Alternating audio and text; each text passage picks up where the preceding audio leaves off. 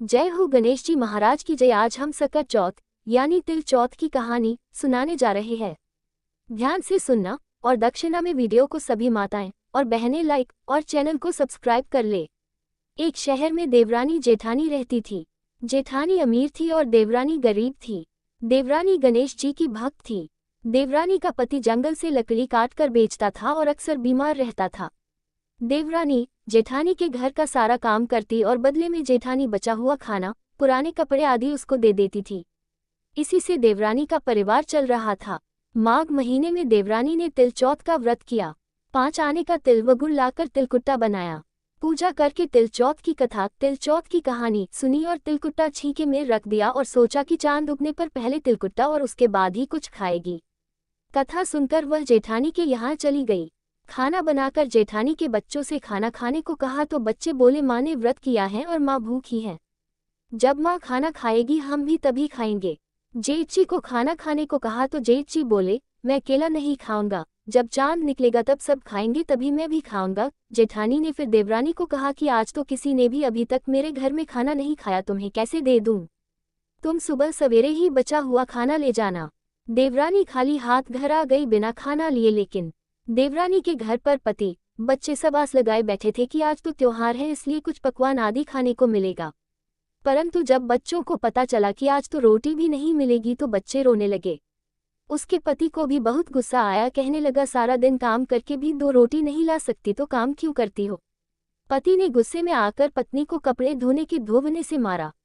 धोबना हाथ से छूट गया तो पाटे से मारा। वह बेचारी गणेश जी को याद करती हुई रोते रोते पानी पीकर सो गई। उस दिन गणेश जी देवरानी के सपने में आए और कहने लगे धूप ने मारी, पाटे मारी, सो रही है या जाग रही है? वह बोली कुछ सो रही हूँ, कुछ जाग रही हूँ। गणेश जी बोले भूख लगी है, कुछ खाने को दे। देवरानी बोली क्या दूं, मेरे घर में तो अन्न का एक दाना भी नहीं है। जेठानी बचा खुचा खाना देती थी, आज वह भी नहीं मिला। पूजा का बचा हुआ तिलकुट्टा छीके में पड़ा है, वही खा लो। तिलकुट्टा खाने के बाद गणेश जी बोले धूप ने मारी, पाटे मारी, निमटाए लगी है, कहाँ निमटे?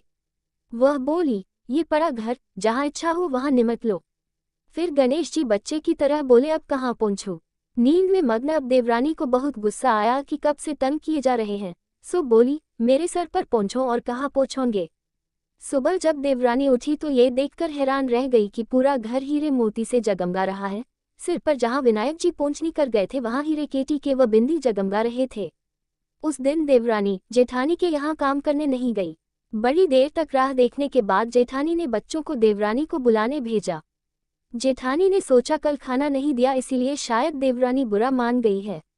बच्चे बुलाने गए और बोले चाची चलो, माँ ने बुलाया है, सारा काम पड़ा है।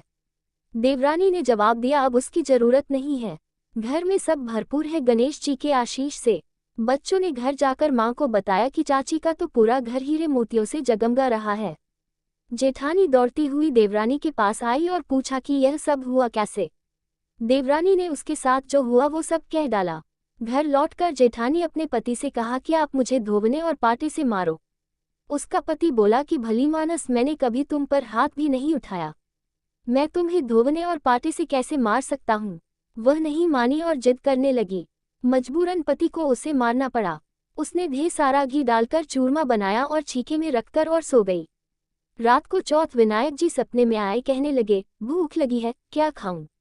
जेठानी ने कहा हे गणेश जी महाराज, मेरी देवरानी के यहाँ तो आपने सूखा तिलकुट्टा खाया था, मैंने तो झरते घी का चूरमा बनाकर आपके लिए छीके में रखा है, फल और मेवे भी रखे हैं, जो चाहे खा लीजिए।